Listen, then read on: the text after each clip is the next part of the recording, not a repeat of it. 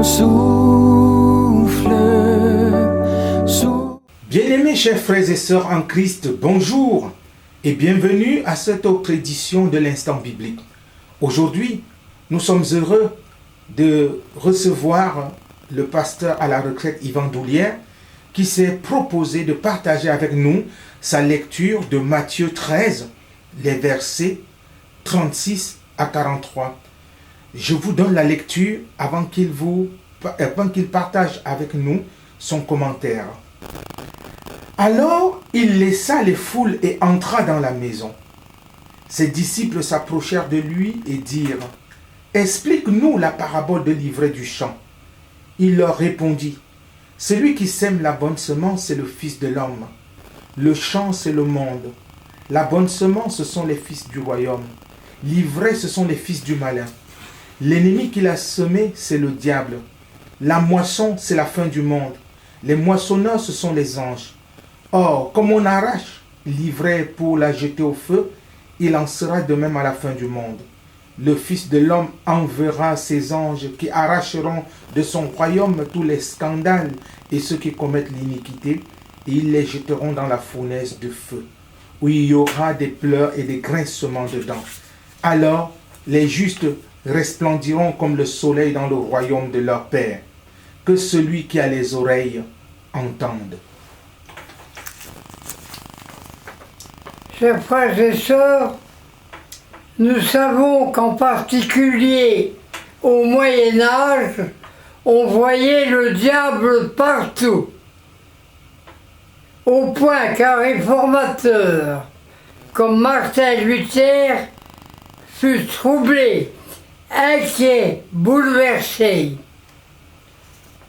Mais aujourd'hui,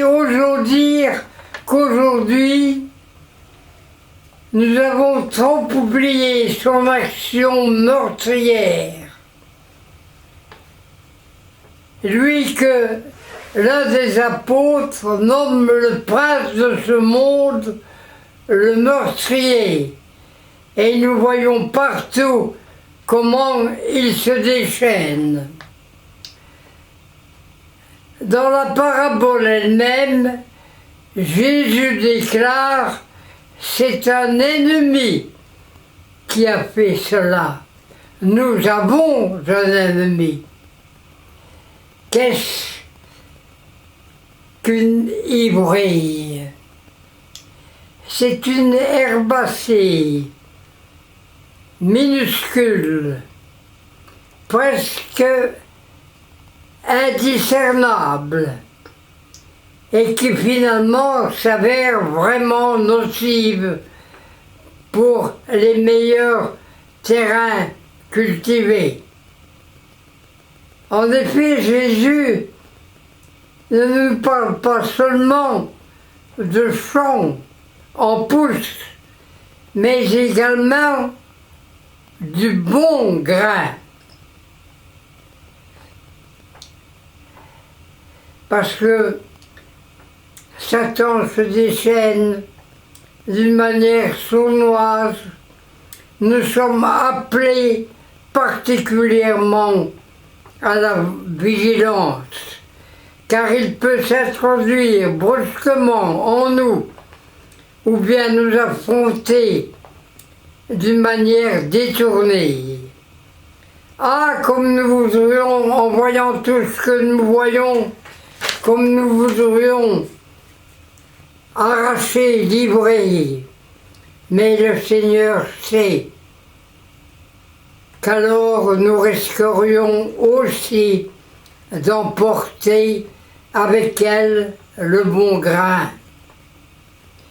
Alors éveil et vigilance, éveil et patience, car la parabole nous enseigne aussi qu'il y a des vies qui font pousser le bon blé, qu'il y a des existences qui se consacrent à semer l'évangile, le bon grain.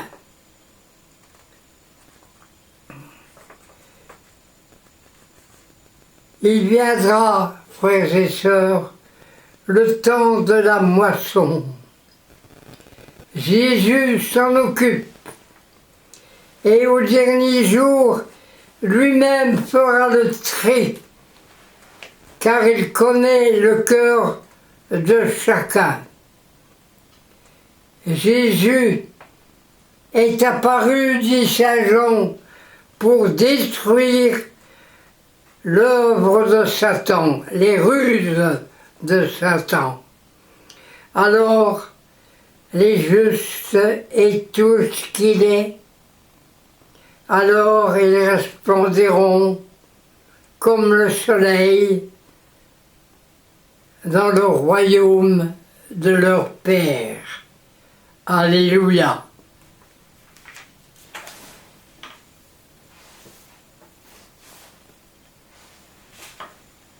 Nous prions. Ô notre Dieu et notre Père,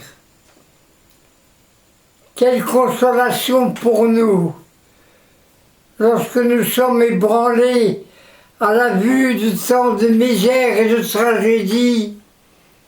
Quelle consolation pour nous de savoir qu'un jour tu apparaîtras glorieusement et que tu feras partir livrés de nos cœurs et du monde. Merci Seigneur pour ta promesse, pour tes promesses. Amen.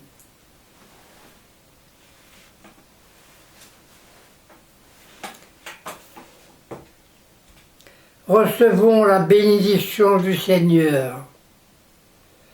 Le Dieu de Jésus-Christ nous bénit, nous protège, nous garde, nous éclaire, nous console, nous fortifie. Allez en paix. Frères et sœurs, merci pour votre fidélité à ce programme de l'instant biblique et nous remercions le pasteur à la retraite Yvan Doulière qui, malgré ses 97 ans, a souhaité partager ce temps avec nous. Avant de nous séparer, il propose que nous chantions avec lui le cantique sur les ailes de la foi 615, Sémons dès l'aurore. Merci, à très bientôt, au revoir.